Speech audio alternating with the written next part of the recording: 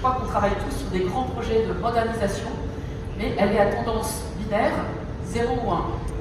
On l'a augmentée en rajoutant l'intelligence artificielle à tendance neuronale et arrive l'informatique quantique avec les fameux qubits.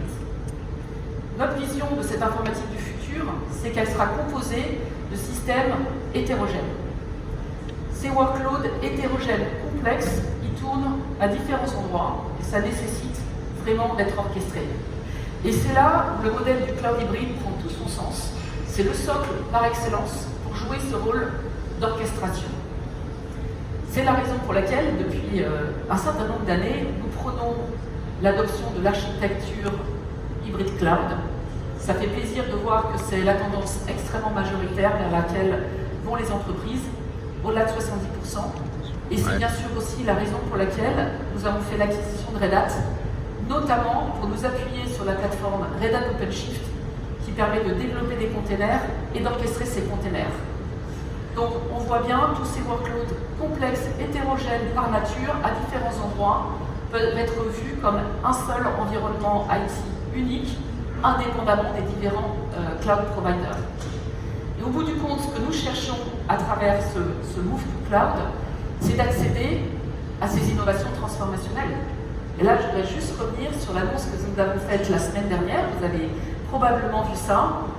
Le premier data center quantique en Europe, en Allemagne, qui va permettre à vos équipes d'accéder à 100 qubits pour l'instant, 100 qubits de puissance technologique quantique, ainsi que des outils pour les aider à commencer à s'acculturer au cas d'usage. Ce qui est important, c'est qu'on est en Europe. Donc, vos données restent en Europe, et évidemment, on est tout à fait conforme à la réglementation européenne sur le traitement des données. Et le cloud, je dirais, c'est aussi l'expérience que l'on se fait de la réduction des coûts, par exemple. On a un grand client bancaire avec qui nous travaillons, qui, par exemple, sur toutes ces applications de conformité, a réduit ses coûts de 30% et quasiment fait disparaître les coûts de gestion de l'obsolescence dans ces différentes entités.